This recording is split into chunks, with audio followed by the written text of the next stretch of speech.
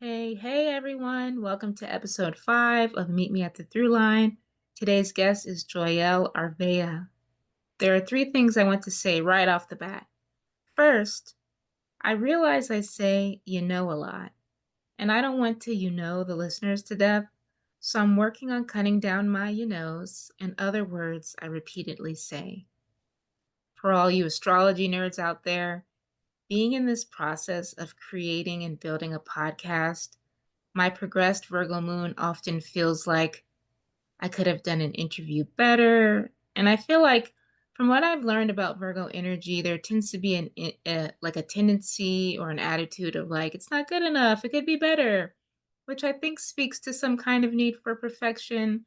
And many astrologers I've come across have associated striving for perfection with Virgos or Virgo energy. I don't want to get stuck, keyword stuck in the it could be better. Because, like I said, as a progressed Virgo moon, I know that. I know it could be better, and I want this podcast to be the best it can be. In the end, I'm just going to practice noticing where I can improve, move on, and have fun. Secondly, we had a couple of Wi-Fi glitches. that feels like a tongue twister. Wi-Fi glitches. Anyway, during the interview, and my headphones fell off at some point, so I've edited our conversation as best as I could. For the most part, though, the interview has clear audio quality. Lastly, Joyelle and I spoke 2 different times because during the first meeting, she was in her car waiting for a baby to be born. And I just thought that it was so cool to speak with her about coming from a lineage of midwives. And when she started on her ancestral birthwork path, during this period or window of waiting for a new life to come through, the portal of birth and death, I'm like, this is exactly what Meet Me at the Through Line is all about. So there's a part 1 and a part 2 that is edited together in this episode. Before I go any further, I would love to share more about Joyelle. Joyell Arvella, JD, with pronouns she, her, has been a traditional birth worker for over 20 years and is on track to become a certified professional midwife. Through her work as a medicine woman, teacher, and writer, she weaves her gifts to support communities through tangible integration. While Joyelle no longer works in international human rights law, her background in law and racial equity strategy informs her approach to reproductive autonomy. After sitting with griots and elders to learn the overlaps of midwifery, plant wisdom, and ancestral practices on 5 continents, Joyelle created the first birth worker residency to combat burnout, Wombs of Wata, and integration apprenticeship lineage in praxis. When she is not supporting wombs, you can find her designing the first birth and death oracle deck, soaking in a bathtub somewhere in the world, writing her first birthing memoir, or learning another language. I love Joyelle's work. She weaves together several topics that I've always been interested in, from reproductive health and birth to traveling around the world to her relationship with water. I definitely think that the worlds of reproductive health and birth hold so much water wisdom and just wisdom overall. I personally feel so passionate about birth. I don't usually focus on it or talk about it a lot in my water art practice or on my main Instagram account, but it's one of the core interests in my life. Over the years, I've learned and thought about the menstrual cycle, pregnancy, birth imprints, and birth stories. And I'm particularly interested in birth and family dynamics at the intersection of astrology and just how the pregnancy, womb, and birthing experiences of the baby and parents have such a huge impact on people, even decades later. We talk about this later in the episode. At some point, Joyelle shares why she is so passionate about re educating people about birth. And I understand why she is so passionate because birth and all that's connected to it influences how our lives unfold personally, therefore collectively. If anyone is wondering about ways to create lasting change in our communities and the wider world for the better, birth is definitely one of many starting points. And what I'm sharing here is nothing new. People have known this for a very long time, that birth is a starting point for paradigm shifts, basically. And just to enjoy life.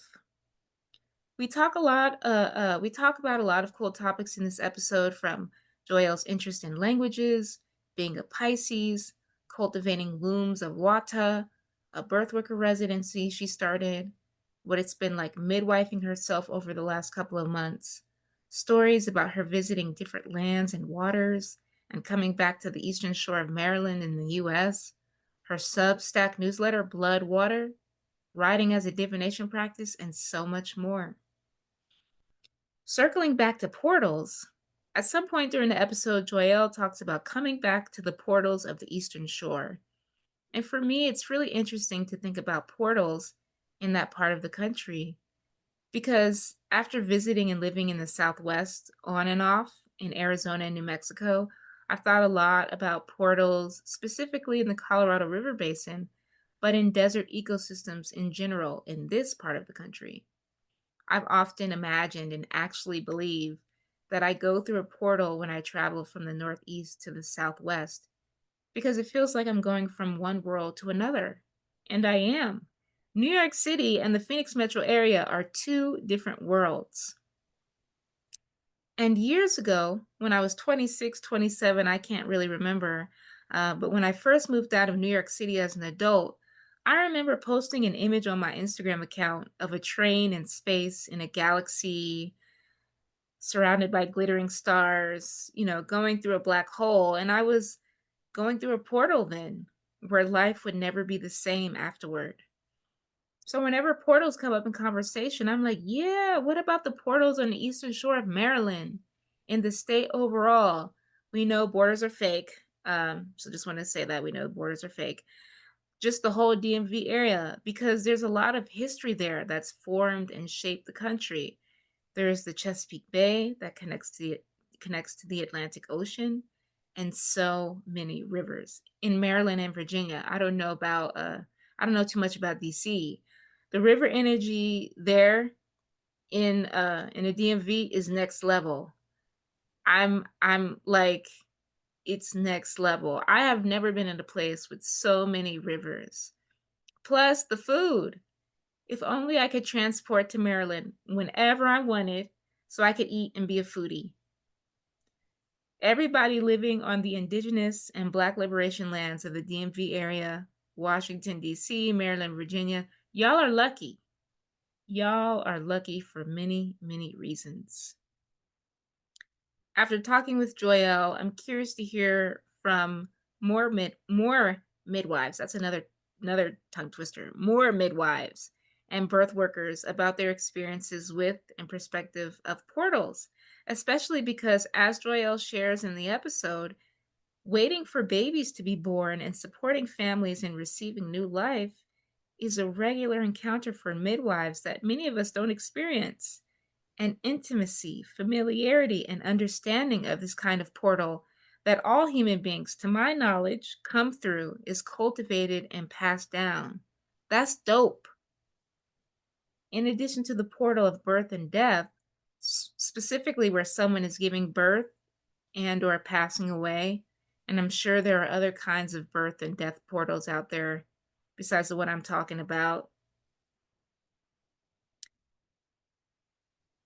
Where do you, dear listeners, think portals are where you live, where you travel? What do you think a portal looks like and feels like? What do you even think a portal is? All right, listeners, if you can / want to, please take your time listening to this episode. Make a cup of tea at home, find a cozy cafe, or listen on the go. Either way, I hope you find at least one thing in this episode that is interesting, sparks your curiosity, is helpful, or inspiring in some way. Until next time.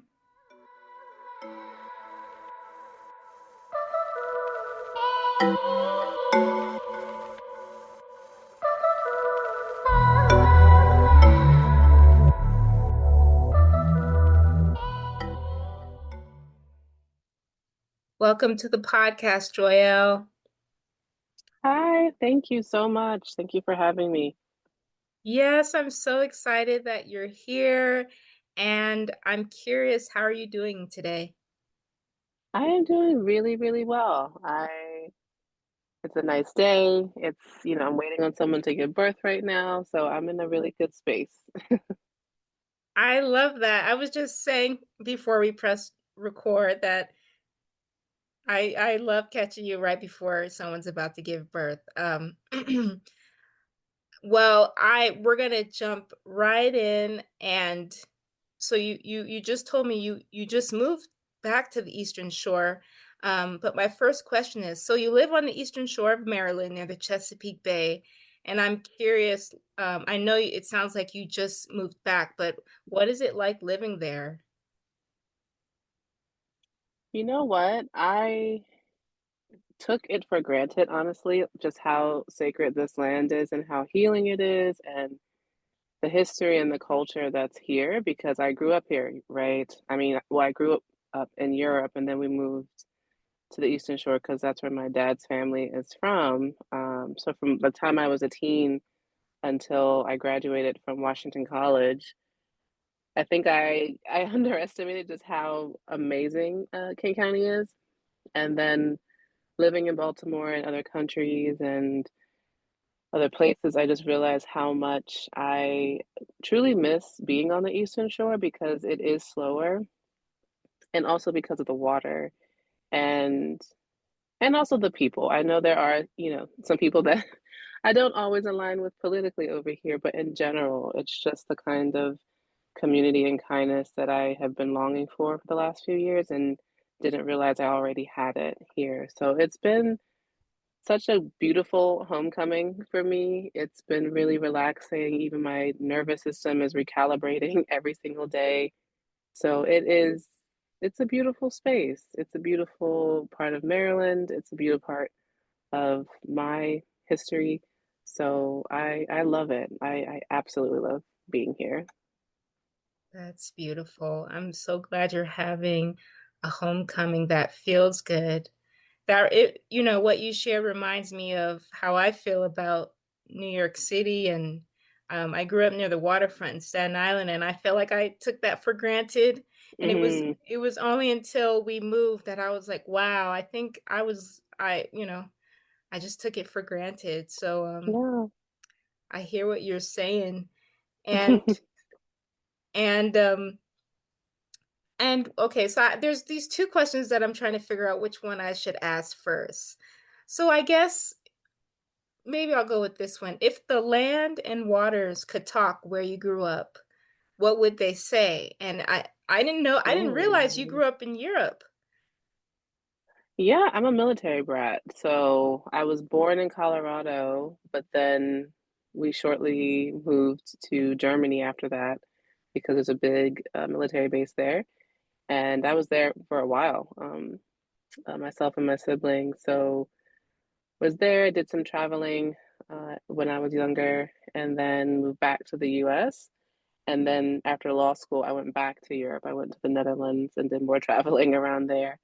So I'm very familiar with that part of the world, as well as with like the African continent and things like that. But yeah, I grew up there, and I think that's also why I have an affinity for languages because I went to a German speaking elementary school. I don't speak it Wow. now, but because I had to learn another language at such a young age, I think it like snapped something in my brain that it's just easier for me to pick up on languages and dialects and things of that nature that has been very helpful since then. So yeah, so it's it's interesting when I meet people who are from Kent County and even people I went to high school with because they're just like, you don't seem like someone who's from Kent County because you are so well traveled and you've experienced a lot and you've seen so many things and yet you're back and you're here and you're doing things that most people from here don't do. But yeah, I'm from here and I love that question of like what would they say, the land and the water? Because I'm not to get into astrology, but my chart is all water and earth. So I say Yes. I'm like mud in that way of Mm. having that mixture happen and being able to form different things and be very nutrient dense and nutritious in a lot of Love ways. that. Um, so if I had to guess what the land and the water would say, I think they would say welcome home. And also it's about time because they have been calling me for a while, not just the waters and the land here, but when I travel, I have to be near water. I have to be able to walk barefoot, which I know is very country of me, but I have to be able to touch grass. I have to be able to see the sun and the moon. So this whole time I've been chasing this or searching, I guess, for like where's my home? Like where am I supposed to be? I know what I want. I want this, this, this. I want the water. I want the land, not realizing I had it all along. And so I feel like they are saying, welcome home. We're glad you're back. And it's about time because we've been waiting for you to return. Wow. We've been waiting for you to return. This is going to lead into my next question. Well, first, because I've been following your work for a while, mostly on IG, and then started tuning Oh, into your Substack notes. Um, I eventually want to subscribe to your newsletter, but also I was born in Colorado, and oh, my grandma and I we moved to, and our dog, little boy, we moved to New York City when I was 12. Um, and and people say the same thing to me too, like, "Oh, you don't seem like you're from, the city, New York City. You don't seem like you're from Staten Island," even though spent most of my life in New York City.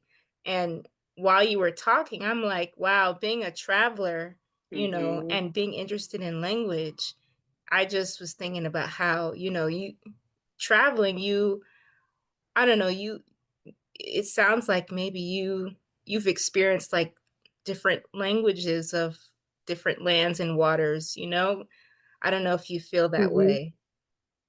Oh, absolutely. I think, and not just spoken language, a lot of it has been written too. I was a huge nerd, well, still am a huge nerd. And so I was always reading books and books beyond my years, really. And so just falling in love with words came at a very young age. And then being able to add in the layer of, oh, now I can use words from different languages. And I can also understand why people can speak the same language but have accents and different dialects and slang and the value of that and not feeling as if one language has to be spoken one way, like a proper way. Like there's value in and culture in the way people speak. And it just made me really pay attention to the power of words, the power of sound, the power of communication in all forms. And it it's helpful because I think even though we live in the Western society, we live in the global North, English is still a very limiting language, I think. I know it's very dominant and it's constantly being used as like the language of business around the world. So many people and countries are being told to learn English. And I get why, we don't have to get into the why, we know the why, but it's also still very limiting. It's still a very young language. So being able to tap into other languages, like I'm learning Isi Xhosa, which is one of the click languages from Southern Africa. And Wow. then I've been learning Hindi for quite a while now. So much so that when I went to India, I'm able to get around just fine. I Well, lived that's in dope. Arabic speaking countries, so that was really nice to just tap into that. I wouldn't say I'm fluent, but conversational. I think I'm also, I would say the language I'm most familiar with outside of English is Spanish, just because that's the one I have used the most. And I've lived in Spanish speaking countries and have gone like a whole day not speaking English. So you kind of learn Spanish very quickly. And it's been very helpful, right? It's been very helpful for me to connect with people, but also connect with myself and figure out like how do I express what I want to express when I can't use English or when like there isn't a word for it. It's just a sound. It's just, it's another form of communication that I think I learned to value at a very young age. And of course, I didn't know that at the time, but understanding why I'm have this affinity for words and for writing and communicating. I think it does stem from being introduced to another language at a young age and having that language tied to a different culture and having that tied to just so many different things, right? Like there's just so many, like language isn't just about speaking. That's why people, like whenever they have to go to another country or even like with some of our ancestors and stuff, like stripping them of their language was the first thing that they did because it's so much more than just words.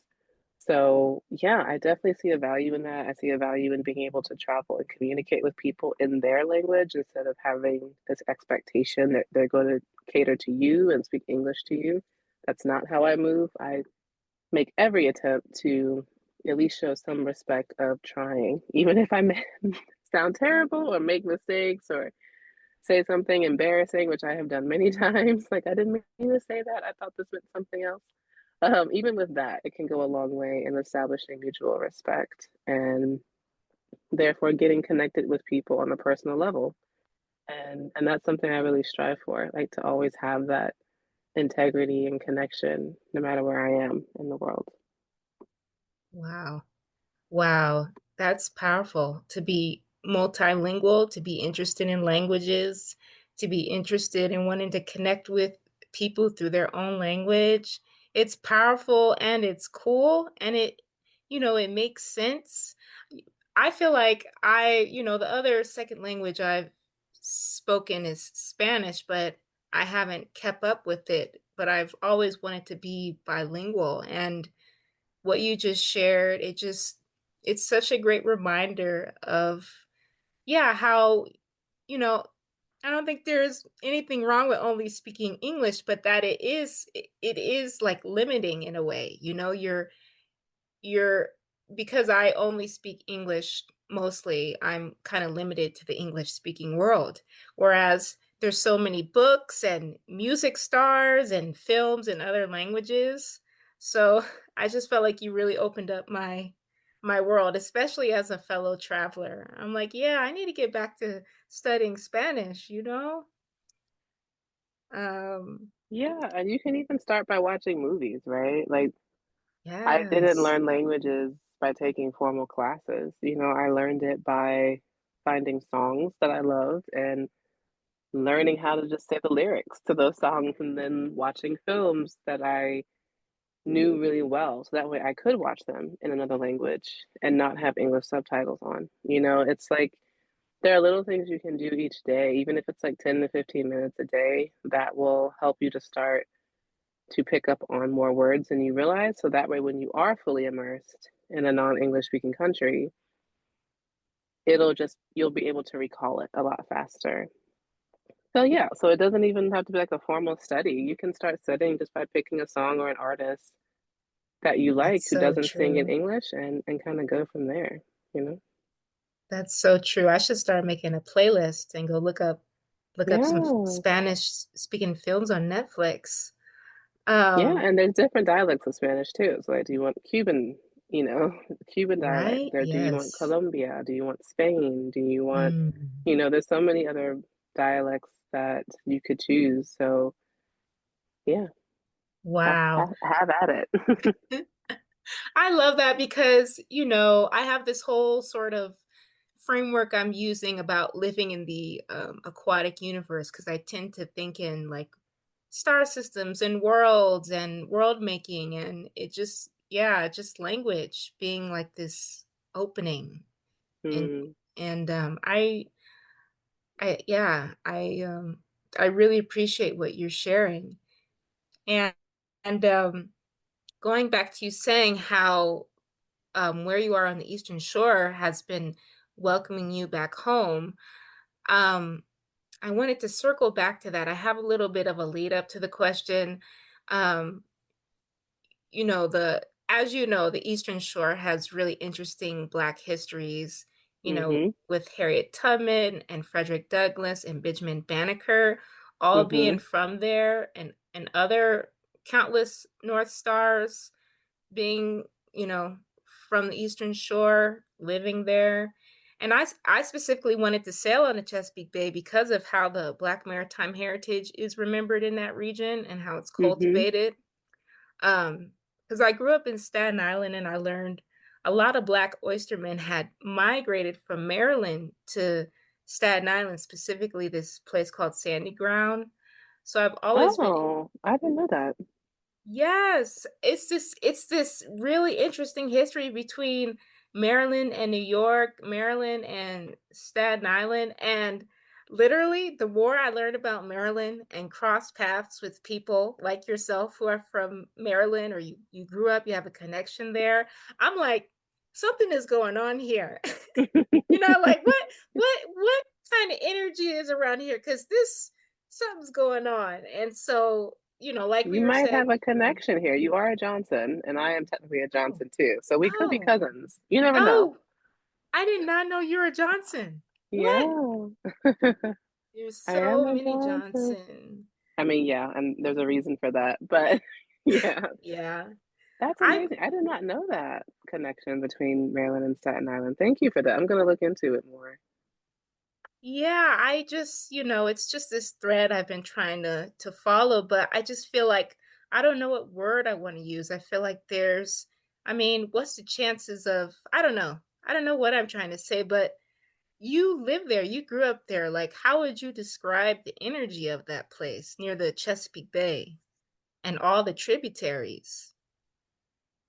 Well, the tributaries are new, I will say that. And before I forget, if you haven't read the book by James McBride called Song Yet Sung, highly recommend. It's about the Eastern Shore, but it does a lot of great work about. Um, it's a historical novel, but basically, he did a lot of research. He literally wrote the book while he was on the Eastern Shore about the Black oystermen and also their connection to Harriet Tubman and the Underground Railroad and just the intelligence of many of the Black people, even though they were enslaved. And some of them were also free because they were free people back then as well. How they used the waterways to communicate, but especially the Black oystermen as well and their business. So if you're interested in like learning more about that, Song Yet Sung by James McBride is a really great book. And technically it's a novel, but I've met him and he talked about how a lot of it is based on true stories. So that would be, I think, a Wow. fun thing. And maybe we could nerd out about that if you read it, because I really like I that book. I would love to. I would love to. What is it called again?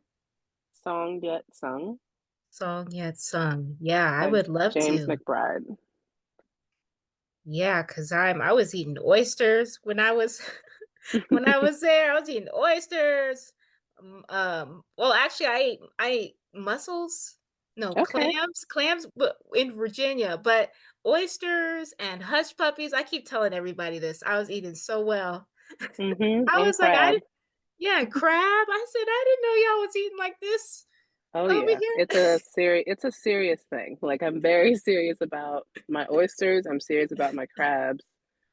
The other Yes. seafood, I can take it or leave it, but when it comes to those two, like anyone from the Eastern Shore or Maryland in general, like we don't play about that. Like there's certain things that have to be right. So I'm glad that you had a good experience down here. Yes, now I know. Now I Mhm. know. Um, just pivoting a little bit, Mhm. you are a traditional midwife and you've been doing midwifery for over 20 years. That's amazing. And like I said, I've been following your Instagram for a while and your Substack, and you talk about ancestral birth work. And I'm curious for myself and folks out there who might not know what you mean. What is ancestral birth work? And it's sort of a double question. And what is it like to not only support and welcome new life into the world, but supporting families with, this life transition? Yeah, so I will say I did not choose this path. It definitely was something that I was voluntold to do when I was Mhm. young. And so I started attending births when I was 16. I wouldn't say I was a traditional midwife then, just because I was just starting out, but I've been around traditional midwifery for 21 years and just recently started accepting that title of traditional midwife just because for some reason it took me a long time to do that. And I am with that though, I am pursuing my license now in Maryland just because it's safer. So I am a traditional midwife, but with me getting my licensure to get become certified, I'm learning to blend those practices because it is necessary. And so when I think about ancestral birth work, it is very much tied to welcoming people, welcoming babies, I should say, to the side, but it's also tied to death too, right? Because traditional midwives were all about womb to tomb care. It wasn't just about, let me just handle this shoulder dystocia, get this baby out, and then we're done. And we do like a 6 week postpartum visit, and that's it. That's not what traditional midwives do. In many ways, we didn't rely so much on the medical equipment we have now or the terminology that I'm learning in midwifery school right now, but we still knew babies, we knew bodies, we knew spirit, we knew the land, right? We everyone had a garden for a reason, and it wasn't just to feed your family, it was also to make your medicine. So knowing that even at a young age, seeing the garden, being told which herbs to use, being told when to do rituals. Also, I will say under the guise of Christianity, because the women I learned from, to everyone else, they were, very Bible toting strict Christians, right? And even today, when I tell some family members about the things they would teach me in secret, they're shocked and they think I'm lying because they're like, they would never do that. They were very much into the church and only the Bible, but like within their Bibles, there were also things, they would use the Psalms as invocations. They would use symbology and symbols from African traditions that I have come to learn later as forms of protection, as guidance. They would even do some divination as well. And a lot of people didn't know that because it was done in secret. And so when I think about ancestral birth and welcoming families to either side, because birth and death are the same portal, it just depends on what side you're coming on. It's about being a veil walker, right? It's about being a bridge walker. It's about you standing in between and um, being in between worlds in a very liminal space and waiting. Really, like midwifery is all about waiting. We wait professionally, like that is our job. Even now I'm waiting, like we don't rush things, we don't cause problems, we don't do interventions unless they're necessary, we don't think we have the answers. We think the answers will come to us when they're ready, whether that's in the form of a baby being born or something else, right? And in between that, when we're not attending births, ancestral birth work is also about being a pillar in your community. These traditional midwives were more than just attending babies, they were also seen as standards of morality in their community. They were seen as people who could resolve conflicts, they were seen as counselors for couples and relationships for parents and their children. They were seen as also family, even if they weren't by blood. They were seen as healers and they were seen as treaters and seen as people who could navigate so much more in this lifetime as well as guide people on the other side. So when I think of ancestral birth work, I think about that, about how this, I believe, has to come from, if someone does feel called to this work in a very authentic, true way, it has to come from someone in your bloodline. Like someone has to be tapping your shoulder or putting that interest within your soul to be like, you need to pursue this because birth work is not easy. Mhm. Midwifery, whether you do it traditionally or in school, it turns your life over in like a complete 180 degrees. And it's not for everybody. And it's gonna cost you a lot because it's gonna cost you time, it's gonna cost you frustration, it's gonna cost you again kind of being split brain and having to navigate not just what you're seeing, but also what you're not seeing and trusting your intuition and learning to cultivate that even more. And that requires that you do a lot of healing. It requires that you rely on your ancestors, you rely on a higher power. You can also call that God, because it's going to be very trying and testing for you to welcome these people. And I think that if you're going to do that and if you're meant to do it, someone has done it before you. They may not have been called a midwife, They may have been called something else in another language, maybe, or just had a different title because the word midwife is fairly new in indigenous languages, especially in indigenous African languages. It's a fairly new term. So they may have been called something else, but I do believe doing ancestral birth work means that somehow, some way, like if you are called to this, it's not by your own doing. You were either put on this path as a young person, like I was, or you're getting dreams, you're getting signs, you're just in the right place at the right time to help people. Like you're constantly getting the signals because you're someone in your bloodline wants you to continue the work that they started. And I think that's a beautiful thing. It's a big mantle. It's an honor, but it is something that I think if more people would tap into it, they would understand if this is for them or not. Just because I see so many people gravitating towards birth work, thinking they're doing it for other people, but really it's they're coming to birth work because they need to heal themselves. And that's not a bad thing, but that's very different than being called to do ancestral birth work. So yeah, that's a little bit to answer Oh, your I love question. that. I felt like I was gonna cry at one point. Oh, Um, I'm a yeah. Pisces. Tomorrow's my birthday, so I get Oh that. my gosh. Happy birthday. Thank you. Oh, I love Pisces. Big Pisces energy. Yes. I told you I'm all water and earth, so yeah. I love that. Yes, I truly love Pisces energy. I have a lot of I'm not a Pisces, but I have a lot of Pisces energy in my chart Mm, and yeah, I'm just all about the Neptunian Piscean, how the waters express, the waters express itself mm-hmm, themselves.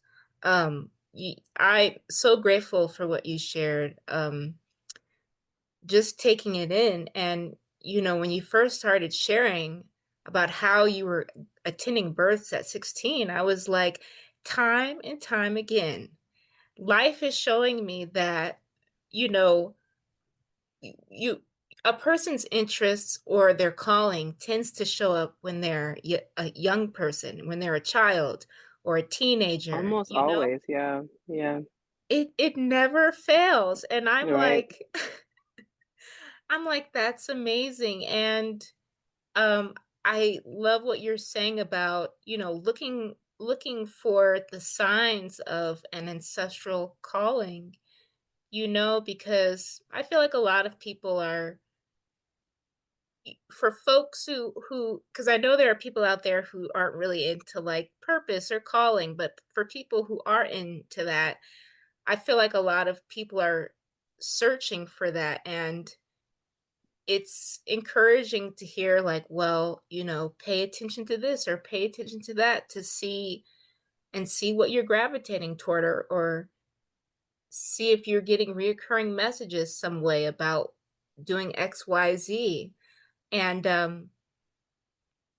I think it's I don't know what word I want to use, trying to figure out what words, but wow, the things that are passed down, Mm-hmm, just that transmission itself is, I feel like, something to meditate on. Because my next yeah, question, it's amazing. That's amazing. it You really is. And I think if more people not just pay attention to the signs, but waited for an answer, it Mhm. would just make such a huge difference. And I would say that for myself too. And then I know you have your question. I think what you were saying about, people looking for signs and wondering like what their purpose is and, trying to find their interest, that was me for a while too. Like, and I will say that even though I've been doing birth for a long time, I haven't been doing it full time until recently because I was like, well, I didn't think there was a career in it. I didn't even know what my place was going to be in birth work,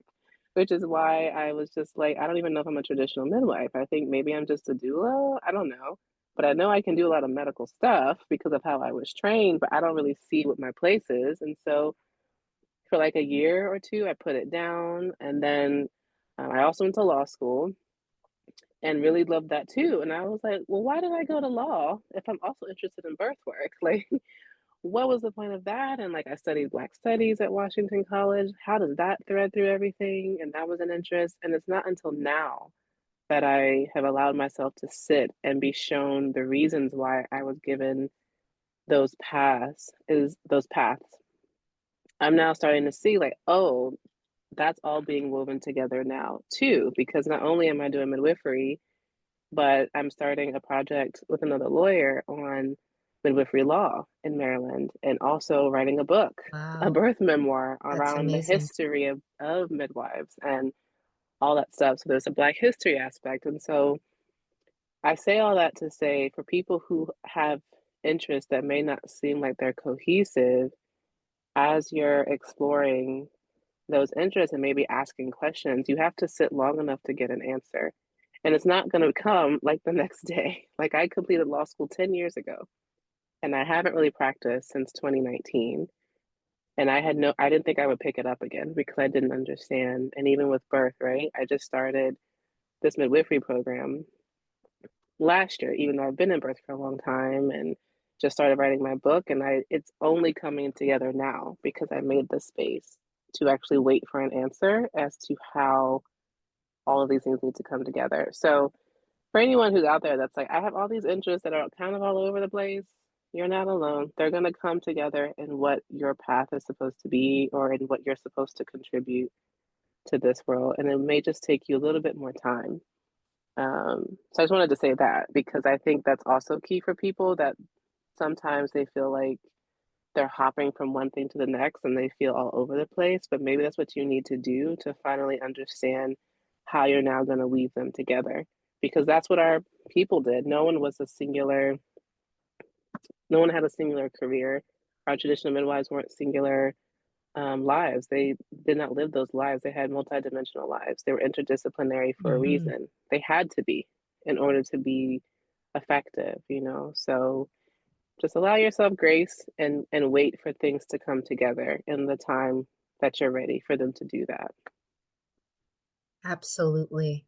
Absolutely. More and more, we are hearing these messages that a multidimensional existence is okay, you know, and It something to helps you be be, adaptable. Like if you only did one yes. thing, I don't know if we would be able to survive the next generation, right? Like think about just I grew up in the 80s. So like if we just think about what's happened in the last 20 years, the careers that people had in the 90s probably don't really exist the same way today. So if you're not multidimensional, it's really hard to adapt to society and adapt to what your community needs because those needs will change as well. And so you need to be able to meet them instead of constantly trying to force things to be as they were. That's also why with ancestral birth work, it's not necessarily going back and trying to replicate everything that they did because that won't work for this time period. It was a completely different situation. The environment was different, literally, and families were different. Uh, the industrial complex and all that stuff, all those things were different. And so midwifery looked very different back then, but there are tenets and there are essences and principles and practices from that time that can be used today. They just have to be adapted to meet the needs. So that is why it's important to be multidimensional because you're going to have to shift. Like you're just going to have to. It's the same as someone giving birth, right? You can't just stay in one position. Like at some point, that baby's going to start turning and it's going to start coming out, and you're going to have to move with it. If you don't, it's going to be very painful for you. So you need to be able to shift and allow whatever needs to be birthed out of you to come when it's ready. Yes. I needed to hear that myself because I feel like I've always had to like um defend like having multiple interests and I don't know, get messages that I'm doing too much if I'm like weaving different things together and but as you're speaking I'm like yes, everything that you're saying I feel I've experienced in my life and so I'm grateful for your perspective. Because yeah, it's important to be adaptable out here, Mm-hmm. with all the micro to macro changes going on. Um, Yeah, and absolutely. yes, I um you might have already talked about this a little bit, so I'm sorry if this is a kind of a repeat question, but so you come from a family of midwives. I did my research, and you said who are also oracles. And so, you know what? A lot of people, I keep kind of coming across people who are um saying, I'm an oracle, or I come from a lineage of oracles, or Mm, people are kind of maybe coming out of hiding a little bit and saying, I'm an oracle, I'm a seer, because sometimes that's not easy to share publicly. But you know what is it like to come from a line of midwives and oracles where all these people before you have been working at with the portal of birth and death? that's a beautiful question. I will say they did not call themselves Oracle. Mm. That is something I realized they were because, again, at a young age, they must have just sensed that I was going to be one of those children who was very into the other side. From a very young age, I've always been interested in supernatural things, had different dreams, different experiences that as I have studied with traditional healers, they explained to me like, yeah, that's typically what healers and I don't want to say true healers, but the ones who are called on this path, those are the experiences that they tend to have. So they were like, that's probably why your some of the women in your family tapped you to just be around them. Because again, all of the women in my family were very, very religious, very Christian, and that was their outward appearance, right? Even to their spouses and to their kids, they were known to go to church and to only talk about the Bible and to be very, very much adhering to the word.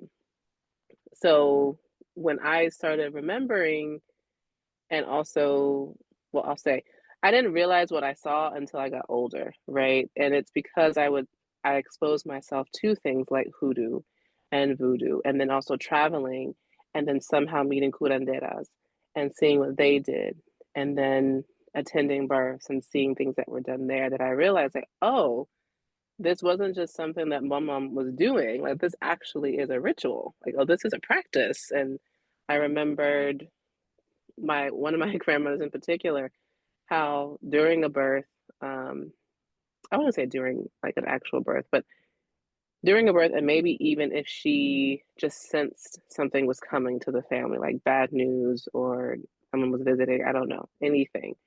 I remember her distinctly walking a certain path around the house with her staff. And as a young child, I remember hearing her say things in another language. But at the time, I didn't know what that was. And it wasn't until I got older and I was exposed to that same thing that I realized what she was doing.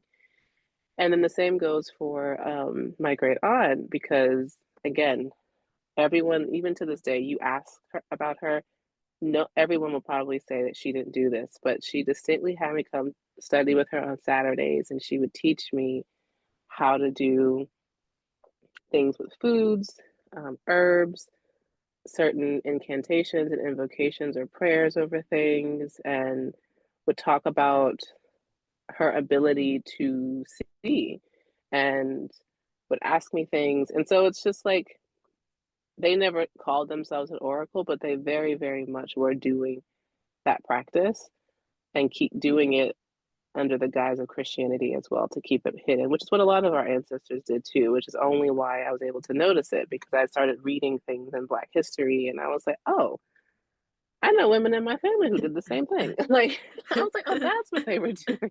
So it was like, oh, wow. They were like exposing me to something that I didn't even realize they were exposing me to. And it wasn't until I got older that I was like, oh, they were oracles and they were trying to see what was going to happen and even predicting their death, honestly, and getting me prepared for that. And it was just like, it was just a lot of things that I noticed. And so I wanted to just say that They didn't call themselves that, but I see them as that. And so coming from them, it helps me feel seen and it helps me feel so validated because I was demonized and my interest in the other side was very much um, turned around as fear to me. And so I was taught to fear the other side. I was taught to fear, I was taught that I had demons within me. That's why I was having certain dreams, or I was taught that I had a demon because I was able to sense things or I knew something was coming. I was taught that I had a demon for lots of things, right? Like it was just like everything was Mhm. demonized. And so my fire went out, like my intuitive fire went out at a very young age. So then growing up and then learning more about these women and other folks too, it just helped me reignite that fire because that interest in the other side never went away. I just hid it. I just kept it to myself and I just was that weird nerdy girl that my family didn't quite understand, but it's because I couldn't really fit in and I couldn't express myself the way I wanted to. So learning and well, I guess remembering what I was taught and exposed to has helped me be more open and and not be ashamed of my abilities, right? It's also helped me be more discerning. It's helped me to connect with the land more, even when I'm traveling, especially. It's helped me to navigate midwifery school. It's helped me to navigate so much in a way that I don't have to explain it to other people anymore, which is very freeing because I felt like I always had to explain myself or defend my interests because they're not Christian based. I still use the Bible and I do it in the way that they did it, but I did always feel like I had to defend myself or I was misunderstood. But now I realize I can just practice and I don't have to explain myself. Not everyone needs to know everything that I do and how I do it, but I also don't have to hide what I do, which is why I write on my Substack, Bloodwater, and why I started coming out more and talking about the things that I do and how I just approach nature and how I approach spirit, right? It's just a lot of what I do is still private and that's intentional. Um, so yeah, that's how I feel about it. Thank you. Woo.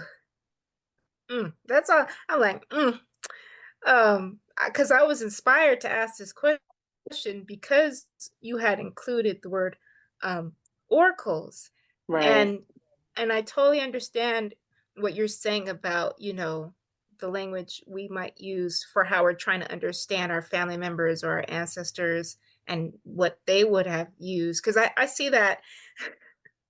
Okay, if I'm doing this podcast and maybe some of my family members might listen, but I'll just say like I see a lot of things that my grandma does that I have different names for, but she won't accept the language I use because she's Christian and she used to be a pastor, and so the way that I see some things, the way I see some of her experiences, we use words and language differently, and maybe that's a generational thing, but I asked that question because you had included oracles, and to me that felt like, I don't know, like I feel like I'm in a place still of not sure of showing myself or what to share and trying to discern what to share, but it is helpful when other people who have different type of spiritual experiences or whatever we want to call it share, and it's like you get to see each other in a way. um so I appreciate you sharing, and I do think though that there are some things that are it's nice to keep private. um Hmm. okay, so um in my early 20s I was interested in being a doula, and I actually took a full spectrum doula training that was it was either in Harlem or the Bronx, and I would actually travel from Staten Island all the way to the Bronx to take this training.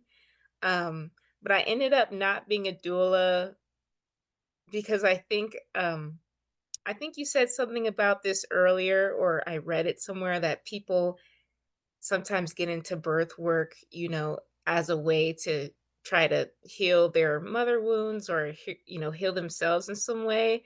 So I Mhm. realized that, like, I'm interested in reproductive health and birth work, but I don't think I'm called to be a doula. Hmm. Um, and so, in saying all this, because I'm thinking of what kind of learning opportunities are out there for birth workers, I know that you started a birth worker residency called Wombs of Wata. Can you share more about this? Sure, and I wanna commend you on first recognizing that that's not your calling because not many people do, and that's okay. Like, it's okay for you to try something and be like, "Yeah, actually, this was just for my inner self. I don't really need to make, like, a business out of this or move into this path," because birth work is so unpredictable, as we have talked about earlier, that a lot of people don't understand just how much your life has to be flexible and malleable, and the people around you have to understand that. You have to be willing to be on call and and accept all outcomes, not just the ones that you personally believe in. So it's just like it's not just this beautiful, happy, like, oh, a baby's here, da da da. Like sometimes things can go wrong. Sometimes like things happen, and also like time kind of just doesn't exist. Like birth happens when it happens, and not everyone can handle that schedule or the demands. So I appreciate you being honest about that because it is true. I do think that some people get into birth work because they realize they're trying to doula or mother their inner child instead of wanting to mother others. So yeah. So Wumsawata is transforming. It really came out of being voluntold by Senegalese women in Senegal when I was living there to create a path for them to learn from, not to learn, well, yeah, learn from, but also learn with other people, Black people of the diaspora. And I was living there and had intentions of staying. And this whole idea was like, oh, okay, I'll create this opportunity for people to kind of similar to having an art residency where you kind of come and create, but you also learn and are immersed in a different environment. I'll create this birth worker residency called Wombs of Wata, where it's kind of the same thing, where you're able to come to Senegal, engage in different learning opportunities around birth work, but also, of course, the history because of the Ma'afa and because of there being a door of no return there. There is an emphasis on that. We also spent time going to an actual open air market that I used to go to myself that everyone speaks well of. And we bought food that was in season and prepared a postpartum meal that we would use as a tool of learning of like how would we be birth workers for women in this country in this season at this time. And it was a really, really beautiful experience. We only had one cohort so far. We had to postpone last year's cohort, and so we have a smaller cohort that's going this year, if everything works out, this December, and it'll be for 2 weeks. We'll be doing the same thing of expanding. I'll be teaching a bit more about traditional midwifery and what I have gleaned from it. We also have Senegalese families bring their babies and show different traditions on how they do postpartum care for mother and baby. We have a Bajinu Gauche, which is similar to I would say a birth attendant and a doula mixed. I wouldn't necessarily call her a midwife, but she toes that line as well. But she's a community leader, she's an elder, she's a matriarch, and we have her come and offer teachings. We have traditional midwives come. And unfortunately, this will be our last cohort in Senegal just because the politics of it is making it really difficult for traditional midwives to still exist without being criminalized because home birth and out of hospital birth is illegal in Senegal, and they are really cracking down on those practices. And many of these midwives are kind of, nervous, about being outed. And the last thing we want is to create hardship for them and, make it difficult. So this will be our last cohort in Senegal, but we are going to continue these immersions and these residencies in other places. We've been working on a Caribbean residency because of the history and the culture there. And we are also working on some other programming around environmental justice um, as a way to preserve traditional midwifery and take care of birth workers and have like an elders council that keeps us all accountable and all of the things. And so, yeah, Wombs of Wata, it started off really small and it's now grown into something else. And it's thankfully taking on a shape of its own because two of the people who were in the first cohort have joined and we're all volunteering our time. We're all volunteers, and we're allowing it to take shape while also pursuing our paths in birth. So some, like myself, we're midwives. Another one is going to midwifery school. Another one is already a doula, a well-established doula, as well as someone who cares for people in death and is exploring how that will unfold for her too. So it's I feel like Wombs of Wata, that residency is an embodiment of birth work and what we want, and that we can have this web of people connected to this practice. And we can create opportunities for other birth workers to come and be immersed in it so that they can leave and go do things that support their communities and also support themselves. So that's what it's about. It's been a lot of work, as with anything, but it's been very exciting, and I'm excited to see where it goes from here. It sounds exciting. It if I was a doula or a birth worker on that path, I'd be excited that there's a place to meet other birth workers and, just be in community and learn from other people. I'm especially interested in like the food part where you learn how to make postpartum meals and Yeah. yeah, that sounds I don't know, maybe it's early in the morning, I'm, like, a little hungry, but no, I actually love cooking and, preparing meals, and, yeah, it's so interesting how, just the whole world of birth, and I didn't know that about, traditional midwifery in Senegal and, like, like, earlier, you were talking about working on, like, reproductive policy or birth work policy because I honestly had no idea, this was years ago, that people had to, like, pay to give birth. Maybe that's just in the US. I thought that you could just go to the hospital because I wasn't even aware of well, this was before, dabbling into my doula explorations. I didn't know that people could even have home births. That's just Mm. a whole world in itself, but it's like I just thought that you'd go to the hospital and you'd give birth freely and and I didn't realize there's all these like structures and ways of doing things around birth and that may involve paying money. Like it's this whole kind Mhm. of matrix and It's a business. Birth is big business, not just in the US, but in other countries as well. It's not as expensive in other countries, but it's expensive. It's expensive Mhm. in the US primarily because we don't have universal health care. So, like, when I was living in Europe, yeah, you can go give birth for free in the hospital there. You can also have a home birth. Like, that's also standard. Like, they will actually ask you, are you giving birth at home or in the hospital? Like, it's an actual normalized option in many countries there. And unfortunately, that's not the case in all the African countries I've been to. It is in some, but it the hospital has been normalized. Like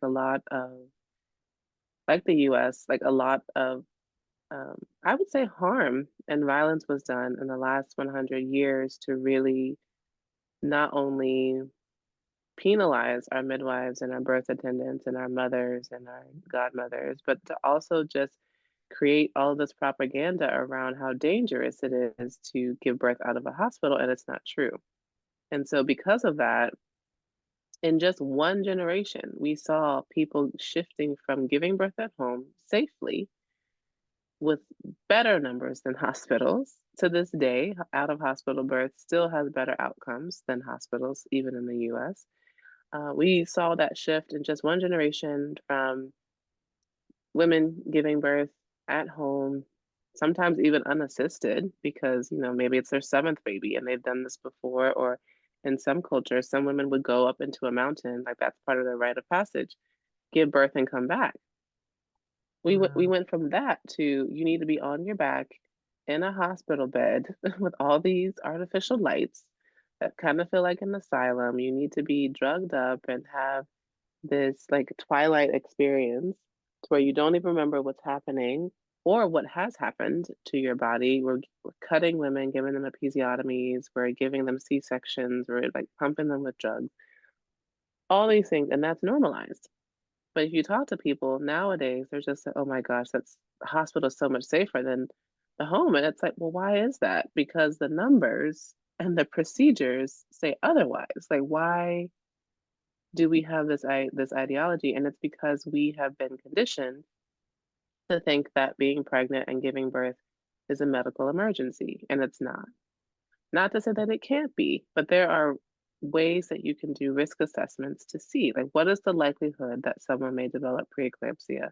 What is the likelihood that someone who wants a vaginal birth after a C-section may not be able to have one? That's an emergency. What is the likelihood that, something could go wrong, right?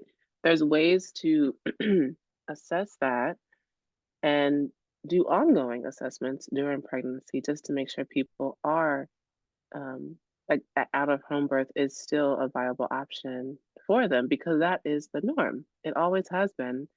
And even with my family, my aunt was the first one in my family to actually give birth in the hospital. Before that, everybody, including her, was birthed at home, you know? And it just makes sense that way. Like the care that you're given, the fact that you're in your environment, the fact that people are coming to you and you're not having to go somewhere else that's unfamiliar to you. It just makes sense. And then on the money piece, there are some people who think that midwives charge too much, but in the grand scheme of things, like there are hospital bills that have been as high as like $50,000, and it doesn't really make sense. And it was unnecessary medications because all of those things have price tags. Those unnecessary long stays in the hospital because that has a price tag. Like you don't just get to stay in the hospital for like 2 days for free. Like everything has a price on it, including like who from the hospital worked on your birth. And so all those things add up. Whereas like with a home birth, you get a midwife, for 6,500, maybe up to, $10,000. And you have this continuity of care for 10 months, and you get to have birth in your home. We come in, we clean up, we make you a meal, we're checking on you. You have all this care up to 6 weeks, if not longer for some, after the baby is born, just to make sure you and the baby are okay. And you don't get that in the hospital. The hospital, you give birth, and they're like, we'll see you in 6 weeks. They don't check on you. Midwives do. We have always done that. And so I think that's why we need to and why I'm so passionate about this is that we need to kind of take back midwifery from this concept of it being hyper medicalized and that it has to be in a hospital and only certified nurse midwives are the legitimate midwives. We also need to take back this notion that um, our traditional midwives weren't doulas because they were. Someone yesterday called me a doula because I was offering like comfort measures, but also checking like fluid just to kind of see how much amniotic fluid was coming out and making sure she was okay because she would not surrender. Like she was very anxious, very heightened, and I was trying everything I could to just help her relax into the moment and surrender because the baby was about to come. And someone called me a doula, and I was like, I wasn't offended, but it did kind of rub me the wrong way because it's like, well, that's what our traditional midwives were. Like, they did everything. There wasn't this designation of like, "Oh, you just do this or you just do that." Our traditional midwives, they were doulas, they were lactation consultants, they were midwives as well. They were counselors, they were gardeners, they were massage therapists, they did body work, they did all these things because it was to ensure that the mother was okay, the baby was okay, and the family was okay. So there wasn't this thing of like, I'm only here for the mom and I'm only going to do comfort measures. It's like, no, I can provide you comfort and I can check vitals. I can give you comfort and I can go make sure you have a meal on the stove for when you're done and the baby is here. I can provide you comfort and clean your house and come check and make sure you're not bleeding and you didn't have a tear. You know what I mean? Like they're able to move between all of those skill sets um, in one. And that's why I also think doulas who have it out for midwives, it's like, let's be real. You wouldn't be here if it wasn't for traditional midwives. So don't be, saying that you're against midwives because you would not have this profession without them. This whole idea of a doula is new, fairly new in the last few decades, and it came out of studying how these traditional midwives had such high outcomes for families, and they separated it from midwives for many reasons, and they've made it this whole thing around the world. But like, don't get it twisted. That this all came out of what our traditional midwives did. They would go to the markets and make things that were in season for you. They knew everybody in the community. They were a pillar. So this is all part of my mission. This whole idea of like re-educating people around the differences between hospital birth and out of hospital birth. And that, if you do have to have a hospital birth, that's fine. We can bless that too. It's not to say that everyone needs to give birth at home because I don't believe that. I do believe that I would like to move away from this idea that the hospital is the default for people who don't necessarily need to give birth in a hospital because they're not at a higher risk. But I definitely think there is a place for the hospital. I just think we need to change our relationship with it when it comes to reproductive care. Ooh, I love your passion. Because for me, this is like the stuff of life because it is the stuff of life.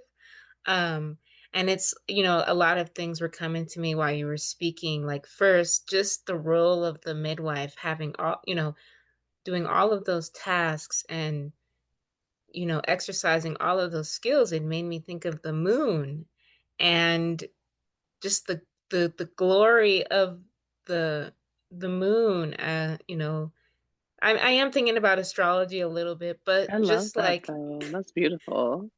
yeah, this is just this glory of like care and attention and being nourished and being checked on and all of these things. And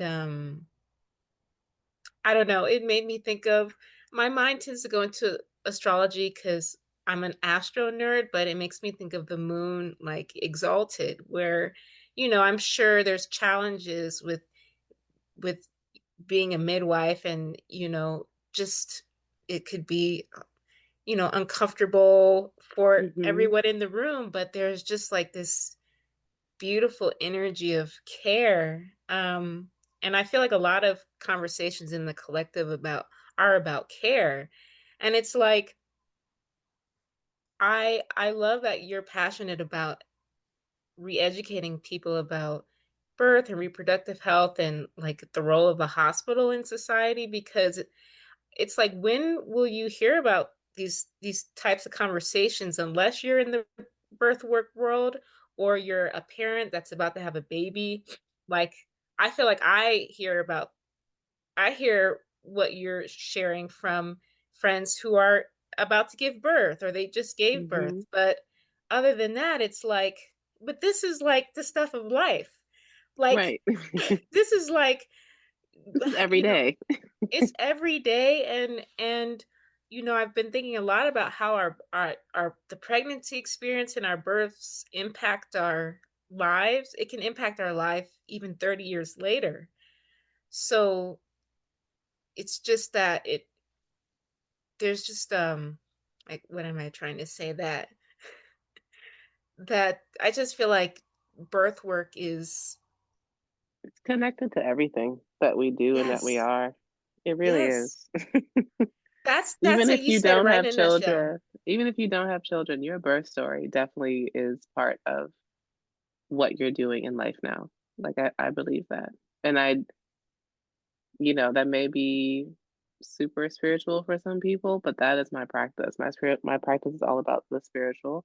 And after seeing it multiple times, not just with myself, but obviously with my family and the generational work that I've done, but then also working with my mentees and other clients and just like noticing how their mothers, when they gave birth to them, whatever the circumstances were, does have a lasting impact on who they Mhm. are and what they're doing. And so yeah, it's all connected. It's important to realize that and to honor that. Even if people had traumatic experiences, it's important to process that, which is why I also offer like those sessions where people can like process their birth with me because that's also not something that's really available.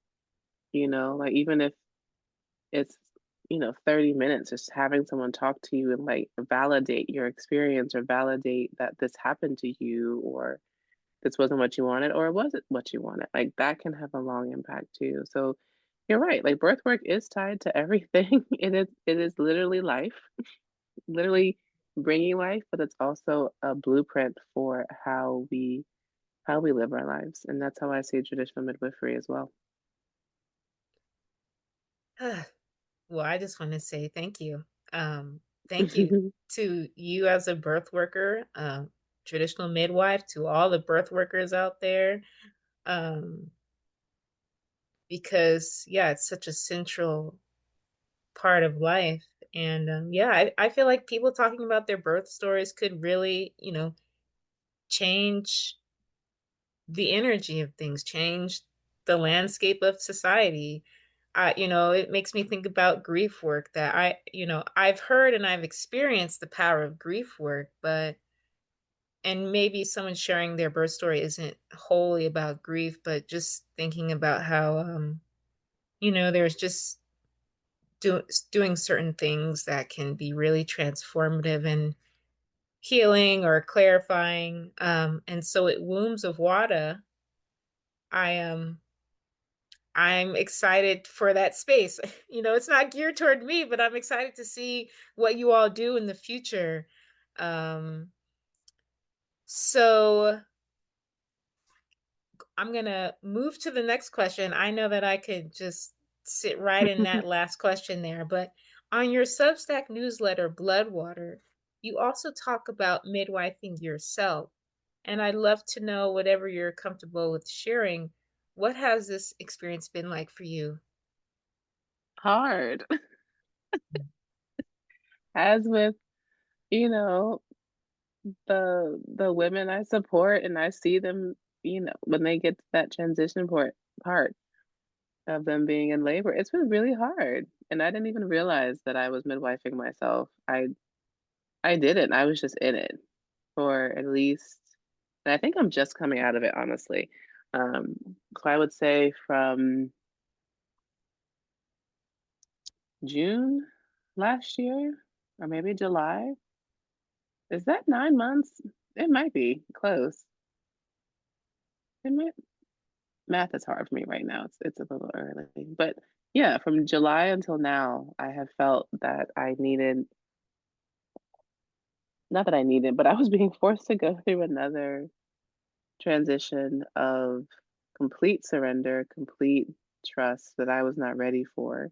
And I didn't realize I kept resisting and creating hurdles for myself because I was trying to control things and, have backup plans for life and figure out this whole midwifery thing. Like, is this even for me? Maybe I need to do something else or like take it this way or that way. And um, I just had all these plans for for like the last 2 years. I've had all these plans of like, okay, I'll do this. And literally somehow they all did not work. I was gonna say they failed, but it's not that they failed. They just didn't work and they weren't supposed to. And that was hard because then I was like, so then what am I supposed to do? Like how is it gonna go? Like, I wanna control how this outcome goes. Like, what is happening? Like, why is nothing working out? Like, what is going on? And then I realized something just clicked in myself. Um, I don't remember when. I'll have to look back at my writings, but it just clicked that, like, this is just like when you're midwifing women, you're midwifing yourself because just like you would tell them, you have to wait, and we don't know. So we'll see. Like, it'll happen when it happens, like all the things that I tell the women that I support, I was having this realize was being said to me.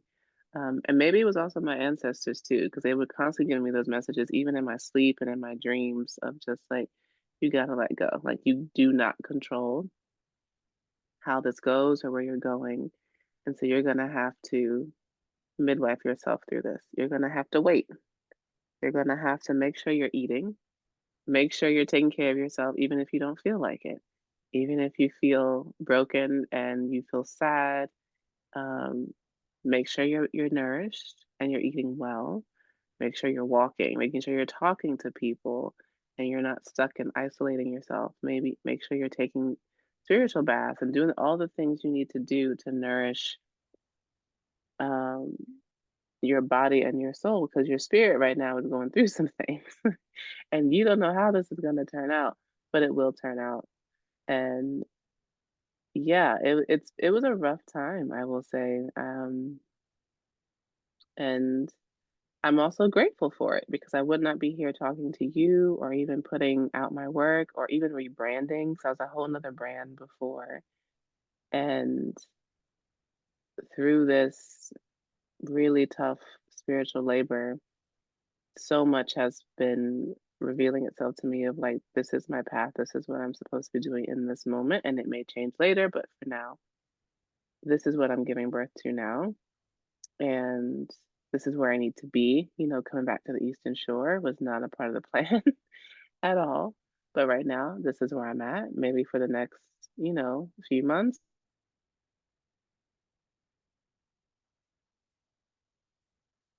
Wow. Where did you stop there? Oh, I think you Project I'm went out. working on. Oh, Oh, you I can't think hear you me? went out there. Can you repeat what you said, the last bit? Oh, it does say my internet's unstable. I think you said it was not a part of the plan to come back to the Eastern Shore. It was not. Can you hear me now? Yes. Mhm. Yeah, it was not a part of the plan to be here. And yet I'm here. And so we'll see what happens. Because as I've been here, even though this is not what I wanted, a lot has shifted within me. Like, I'm really connected to the land. Like, when I travel, I'm one of those people that taps into the land, the portals of the land, and I didn't realize the portal I had here on the Eastern Shore, growing up. So being back is a really beautiful thing, and so I'm excited to see it. So it's been just a journey, and it's literally been like I'm midwifing myself because of all the uncertainties and because of all of the, yeah, I guess uncertainties and just the uncertainties and having to wait and not being able to do anything but just wait. Just like when women are in that active labor, you can do all you want to try to stop it or try to change it, but the baby is going to come and it's going to happen when it needs to happen. And that's exactly what's happened with me on a spiritual level. So, yeah, more to come with midwifing myself. I feel like I have way more to write about now that I'm on the other side. I would be so interested in reading that because I think it's really cool that you even recognize that you were midwifing yourself, that you were going through that spiritual labor. And, I feel like I've been waiting in my personal life for things and at first I'm like, okay, I'll wait. And then I'm waiting and I'm waiting. And I said, oh, I'm still waiting. And then I'm waiting more. And now I'm getting a little frustrated and now I'm still waiting. And at some point, I don't know what should I do during the waiting, which it's, you wait. But I feel like yeah, there's something in that waiting period. And the unknown is no joke. It is no joke, that uncertainty. Yeah, that liminal space is always hard, very Yeah, hard. because do you feel like you're a different person or your life's completely different from before you started midwifing yourself? Like have I you done like a think 360 or something? it's hard to say. I don't know if I'm a different person or if I'm just allowing the person I was supposed to come forward. Because even though things have been stripped away that I thought I wanted, I realized I actually did want those things. They were just familiar. You know what I mean? So, same with living in Baltimore in that one particular neighborhood that I thought I always loved. Once I started to release it, and I like didn't renew my lease, I've started to just kind of see it. Like I removed the rose colored glasses of like, you didn't really like this. You just said that you did. So it's like, and same with midwifery of like, I thought I wanted to do it this way, but now that I'm blending my background with being in a MEC accredited school, I'm realizing, like, okay, that's not exactly true. Like, I do want to do it this way too. So it's almost like I'm allowing who I really am to emerge versus becoming a whole new person. I think Mhm. it's just giving myself that permission to be who I've always been instead of who I've been comfortable being for now as a form of survival, as a form of just, finding yourself. Because we all go through that of like having our environments influence who we are and having our relationships influence who we think we are. And I think midwifing myself was like, no, what is the truth? Like, be real. What is your truth? What are you supposed to do? Like, that was what I think these last 9 months have been about of like, who are you and what do you want? And I Mhm. thought I knew and I kept answering it, but it wasn't right. And spirit was like, okay, you're going to keep lying to yourself. We're going to keep taking things away. We're going to keep putting you in these situations until you realize your actual truth and you can be honest about who you are and then tell us what you want. So we can actually give you the things you actually want instead of what you're saying that you want, even though in your spirit, that's not true. So I don't think I'm brand new. I think I am um yeah, I've just emerged. I've emerged. The real me has emerged, I think. Yeah. Wow. I have to spend some more time on that. That's a really good question. Wow. Yeah, I don't know. I just had this image of like sitting on a bench, a white bench, and it's like sunny outside, and I'm drinking a cup of tea, just thinking about what you just shared. Um, yeah, I think sometimes with rebirth, I guess for me, I think of like you're being reborn as like a completely new person, but there are other ways of midwifing yourself and being reborn, where you're just coming more into yourself. And um, I thank you for sharing that because I don't think I thought of that. Um, and Yeah. I don't know, that's such a meditation, midwifing yourself. It just feels like such a, Yeah. like a slowing down and really thinking about and reflecting like, Yeah. You can tell I'm a Pisces because I'm always asking these deep questions. I love it. I'm I'm a always like, Scorpio. I will join okay. you there in the deep questions. Because that's what matters to me. It's like all this like surface level stuff. Like, yeah, yeah. But like let's get down to it. Like what's really happening? Like that's what I Yes, want to focus on. that is totally, yeah, I can't speak for every Scorpio, but that for my Scorpio vibes, that's me. I'm interested in like, yeah, deep diving, and coming up for air and then deep diving again.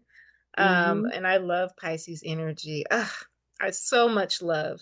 And I keep saying that, but um Yeah, Pisces is just magical energy. And speaking of Pisces, being one of the water signs in the zodiac, I'm really drawn to your work. And I think it's because you talk about life and traveling and birth work. And you also talk about your relationship with water.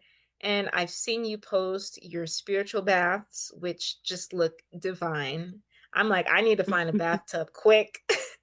um, I saw you wrote about getting a waterfall baptism with Oshun. You write about your relationship with the moon, and I'm definitely a student of the moon. And you talk about Mami Wata in your blood, and it's just so good. I'm like, for me as a person interested in water, this is what I want to read, and I wonder if you could share. Yeah, I'm like, say more. I really do. I don't really take a lot of spiritual baths, so I get inspiration where I can. Um, but could you share a story about an experience you've had with a body of water at home or during your travels? Oh, wow. I've had many, many, many. I think, who was I talking to? This might have been in my Afro spiritual midwifery class, but I talked about being taken by the ocean. So I love the water, but the ocean is not my favorite. I'm actually kind of scared of the ocean. Like I'm not one of those people that's like, oh, let's go to the beach. I'm like, no, I'm good. I'll be here. You know, I'll be here. I'm a river person. I'm a freshwater baby. I like waterfalls. I like rivers. I like streams. I even like lakes, but I prefer a river. Like, give me some rocks and a mountain and let me go tubing down a river or something. And that's what I really enjoy. And I have tried to excavate my relationship with the ocean. It definitely, I think, is ancestral, right?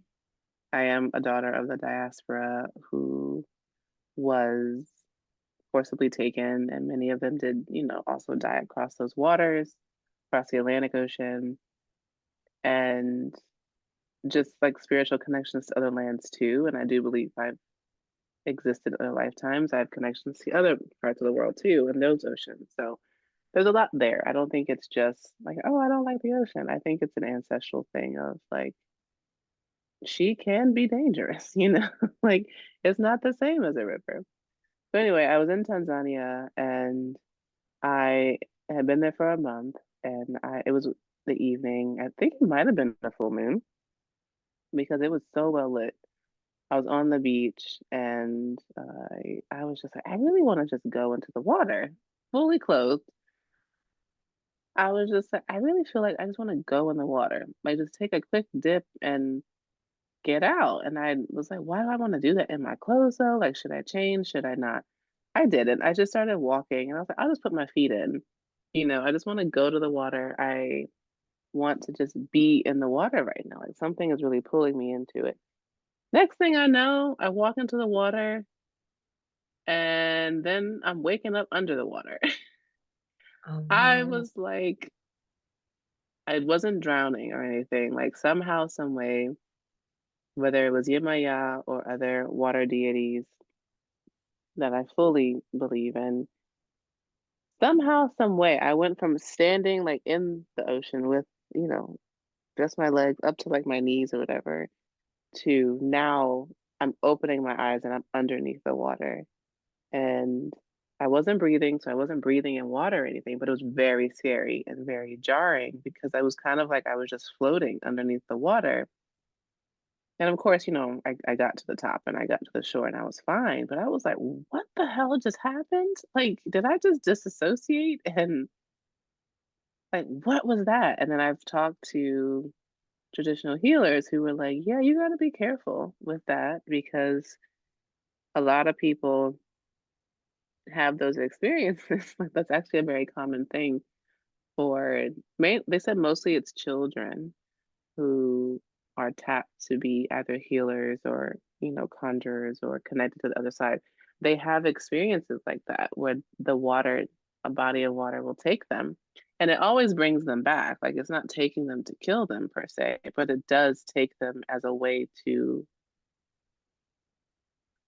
I guess, initiate a little bit and to introduce them to the spirits of the water, because there is this belief in many African cultures, Western Africa, Southern and Eastern, that our first ancestors are the ones who came here long, long, long, long time ago, the very first ones still reside here. And even the ones who have transitioned, right? Like they never really die. Their bodies go into the water or they go into something else, right?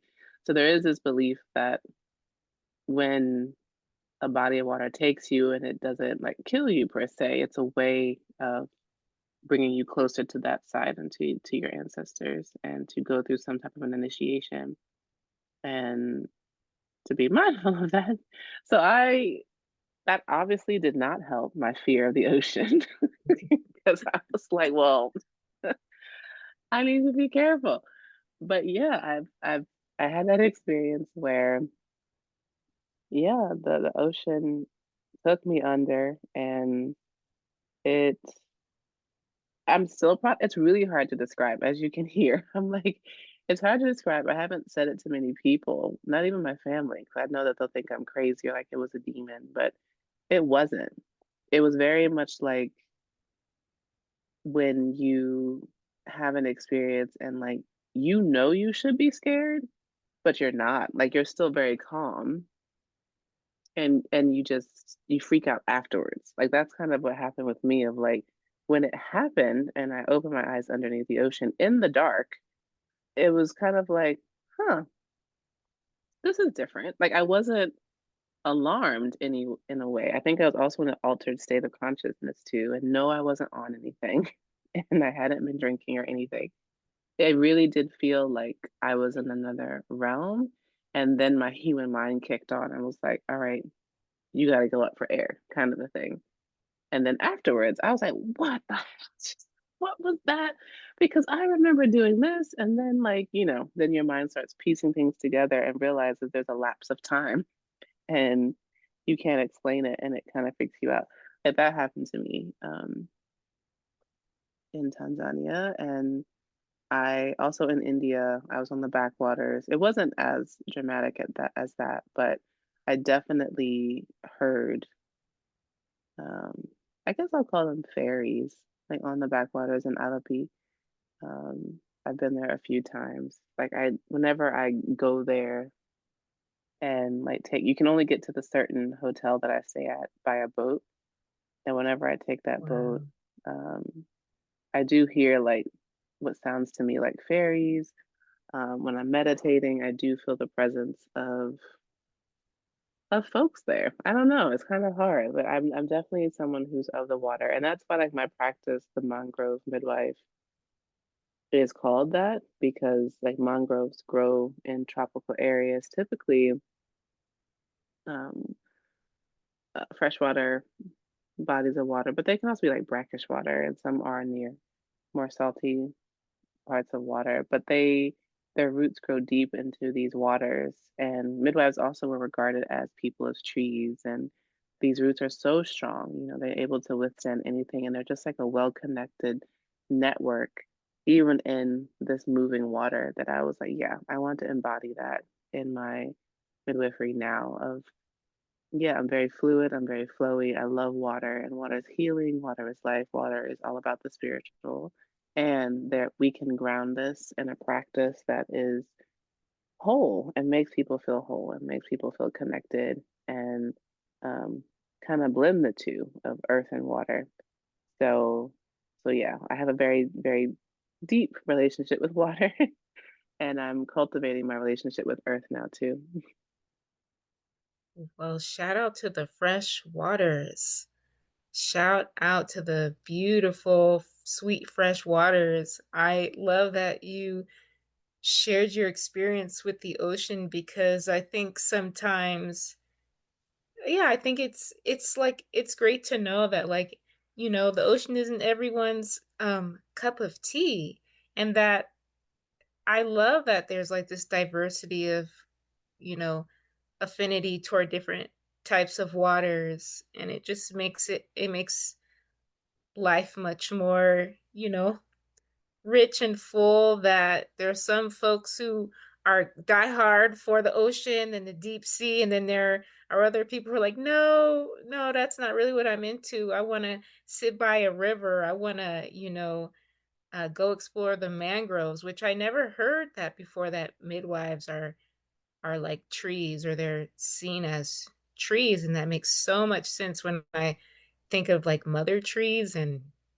tree networks. Um, and the fairies in India are also really interesting. That's really interesting. And being of the waters, gosh, I bet you have so many more stories of, I don't know, being with the water, but um I'm glad the ocean didn't take you. It sounds like it Me was. too. I'm glad the ocean didn't take you, but it sounds like the ocean was saying hello in some way, or the spirits there were the oceanic spirits were saying hello, like let's bring her under. And Yeah, I think it was a way for me to, it was like a wake up call for me because even then, like I've been into spirituality for a long time, even though I've grown up Christian, right? My dad is a pastor. My mom is also very, very high in the church. And even as a kid, I was like, I don't know about this. I don't know about this book, but sure, I'll read it and I'll go to communion and get baptized and stuff. But I was always intrigued by the supernatural, but that was snuffed out of me and demonized. And even though I've spent the last, really, I would say the last 10 years, really like standing ten toes down in spirituality while still honoring and respecting Christianity and Islam and other places, other religions too. There was still this question of like, am I crazy? Like, why do I kept questioning my gifts. Like, am I a healer? Like, am I meant to do this? Am I not?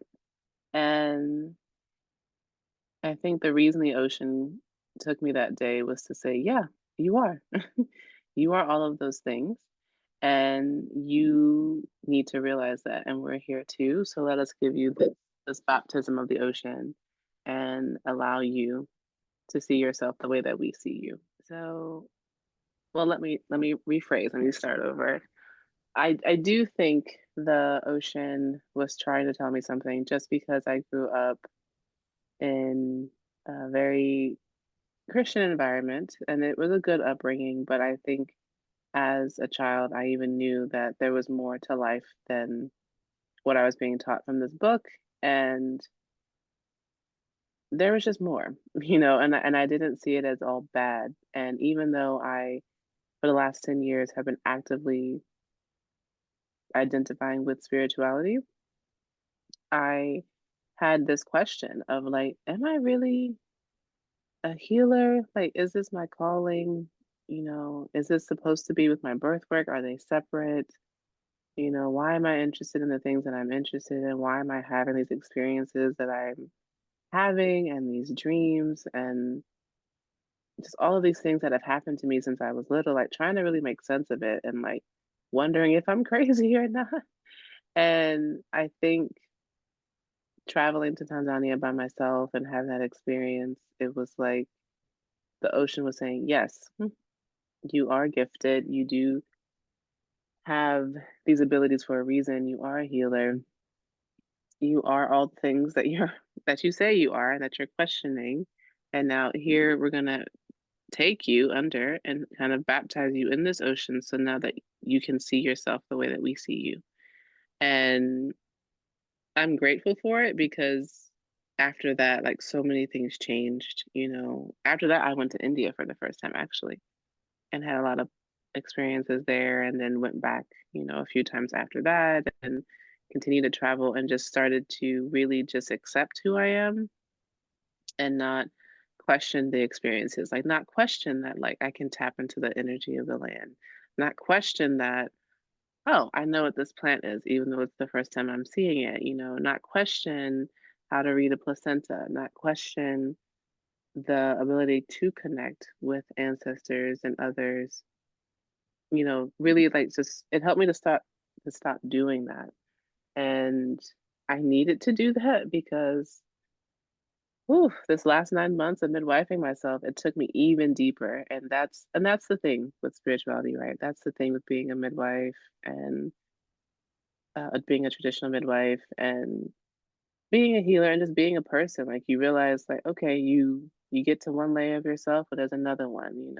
Another experience draws this out of you, and then draws that out of you, and there's always more to explore while you're here. And it's important that we allow ourselves to go through those changes and those initiations. And so that's my long answer of like saying yes. I think the ocean was trying to tell me something and to get me out of my own way.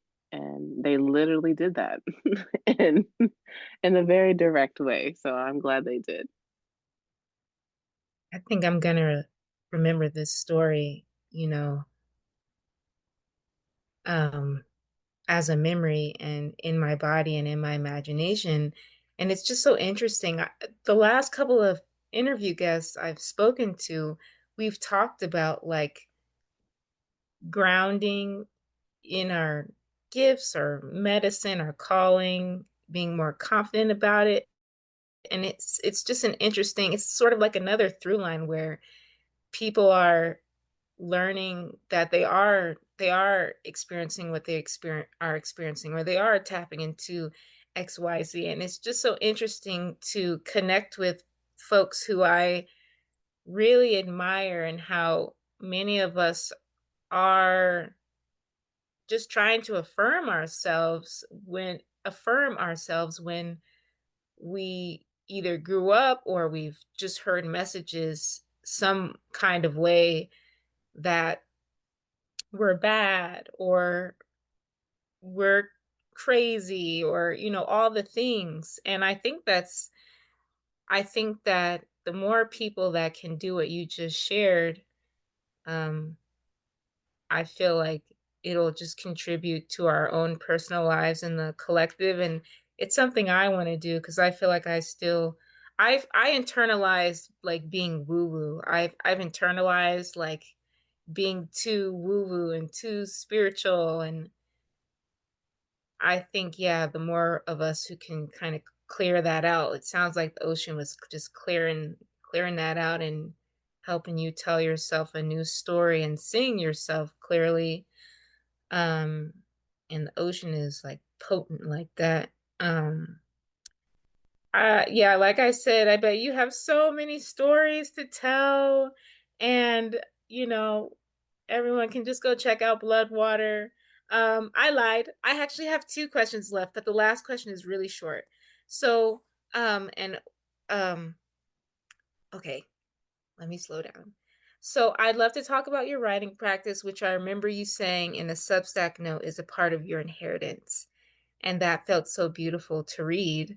You also wrote another note on December 21st of last year saying, we don't talk enough about the importance of being a scribe for your bloodline. Sometimes you're not just writing, sometimes your pen is a divination tool for memories and prophecies. Could you expand more on your thoughts here? I know I'm really interested to hear your perspective on this. I know my mom would be interested. Yeah.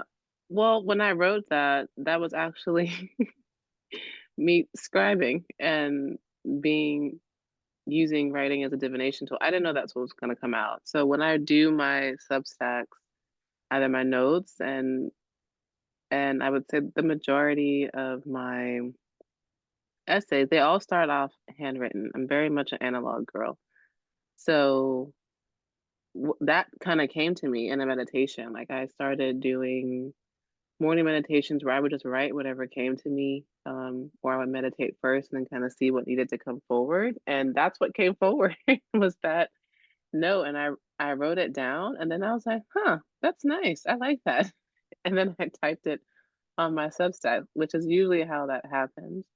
So that's what came through for me, and with that specific note, it was me really wanting to honor that I'm not the first in my family to do this. You know, we have a lot of scribes, and we've always had scribes, and they had such elevated positions in our societies, whether they were writing actual letters or writing symbols.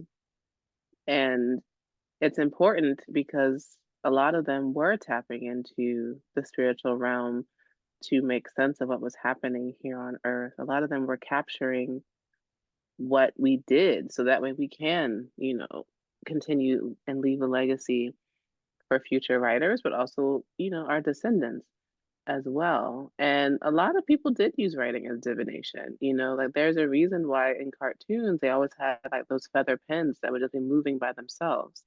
That comes from this belief that even though our scribes were in human form, that spirit was working through them to write what needed to be written. And if you think about it, it also to make it, land for people who may not be spiritual but may be a little bit more religious, even with Christianity, right? Like they say the Bible was inspired by God, right? And that these people were just vessels to write what was downloaded to them. That comes from the African tradition of oration as well as scribing. And so once I like tapped into that and realized that I can do that too, and not only that, my people want me to, right? Like they would literally have dreams. They would put dreams in my head of me like needing to write, needing to write this book, needing to write on the Substack, needing to write for myself and maybe not share it, but write down what I'm seeing, write down what I'm sensing, write down the connections I'm making because it will make sense for the right person. And I need to be ready to share it. Um, and that's how a lot of my work and my classes have come about of just like taking notes. And then when the right time comes, it's like, okay, I can now share this information. I can now teach this information. So that's where it comes from of allowing yourself to be a vessel, especially if you know people in your bloodline were those folks who were keeping stories, who were keeping knowledge, who were writing in caves and on walls and tombs and tablets and all these things for a reason. Like that's not for naught, right? Like they were doing it for a reason. If you come from people who are like that, it's important for you to tap into them and to ask them, like, what do I need to write today? Like, what do I need to write for this generation? Like, what do I need to either divine or download in this moment and go from there? That's also why I say, and this may be unconventional for a lot of people on like Substack, I don't force myself to write if I don't have anything to write. I only write when I'm guided because I realize that, like, okay, yes, I'm writing for me, but I'm also writing for others. And I'm not just doing it to just grow my Substack. I'm not just doing it because they're telling me like you have to write every single week and this amount of times every week. And it's like, no, like my writing is very sacred to me. And even if like five people just read it, that's enough for me. Like the right people Hmm. will read it when Yeah. I need them to read it. So that's where it comes from. And I'm excited to get back to it now that I'm on the Eastern Shore and kind of see what comes up because I couldn't write as much in Baltimore. I can only really write when I was traveling. So now that I'm not there, I'm curious what stories will unfold. Yes. What stories will unfold while you're on the Eastern Shore? Um, yeah, that the land there, there's something about it, the land and the Mm-hmm. waters. Thank you for sharing that. I just feel like I'm gonna just take that in. And I like what you're saying about writing when you want to write, because I feel like I have yeah, I just feel like it's been hard for me to kind of write constantly. And it's just nice to hear that you don't have to write constantly. You can write when you want to write. And so finally, my last question before I ask you if you have any last thoughts on your heart. If you had to jog our memories, everyone who is listening right now, what would you say? Anything that comes to you, if you had to jog our memories and your own memory. Hmm,